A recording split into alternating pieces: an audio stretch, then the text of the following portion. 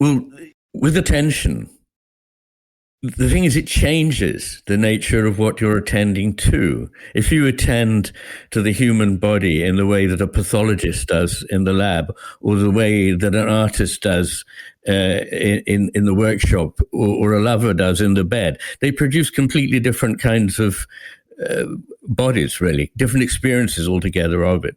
And the nature of the attention you pay to the world changes what you find. And it also changes you.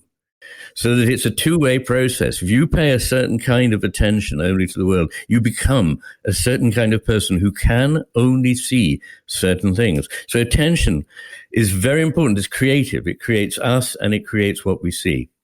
And if you could characterize very briefly the difference between these worlds, I've done it often enough. I ought to be able to do it again, but it's to condense hundreds of pages into a few remarks.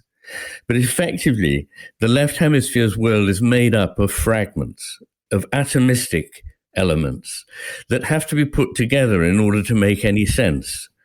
Those elements are relatively fixed, they're precise, they're certain, they're familiar, and we're interested in how many of them, we're rather detached from them, and our appreciation of them rules out the things that the right hemisphere sees in the world, which is that nothing is ever completely separate from everything else, that nothing is fixed, but is always constantly moving and changing, that this is a world of unique things, not just categories, so we can stick something in and pigeonhole it in the way the left hemisphere does.